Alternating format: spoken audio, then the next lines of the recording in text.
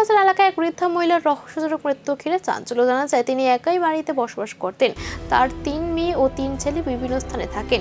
ঘটনার খবর পেয়ে ঘটনাস্থলে পৌঁছে পুলিশের সঙ্গে ফরেনসিক টিম এবং ডগ স্কোয়াড। প্রাথমিকভাবে মৃত্যুর কারণ স্পষ্ট না হওয়ায় শুরু হয়েছে তদন্ত। পুলিশ জানিয়েছে এটি স্বাভাবিক মৃত্যু নাকি এর পেছনে অন্য কোনো কারণ রয়েছে তা খতিয়ে দেখা হচ্ছে। বৃদ্ধার মৃত্যু ঘিরে রহস্য ঘনিষ্ঠ তদন্তে নেমেছে পুলিশ ও ফরেনসিক টিম। বাড়ি পাইবো আমি তাদের মায়া ওলানে খবর পাইছি মা মইরা গেছে আমি বুঝি কইতাম না কেন মারছে কাজা আত্মা ধরছে মারছো তারা মা বোন নাই তাদের এই জীবনে মা নাই কেমনে মারছে আমার মাটারে কেমনে জানি মাইরা লাইছে। কত বয়স?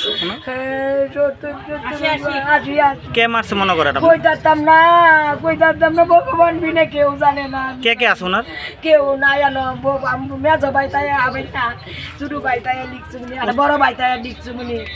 আমার বাড়ি কয়া আমার বড় বই এনো তাই তাই লয়ে কাটা থাকে। কেউ যায় না এমনি বেড়াই গেলে এনে বাড়ির তাই সবাই খোঁজ খবর করে। আমার বন্ধুদেরা খোঁজ খবর করে। একা থাকে তাই? ও একা থাকে। এই আজ কয়দিন আগে আমার বাড়িতে বেড়াই আইছে।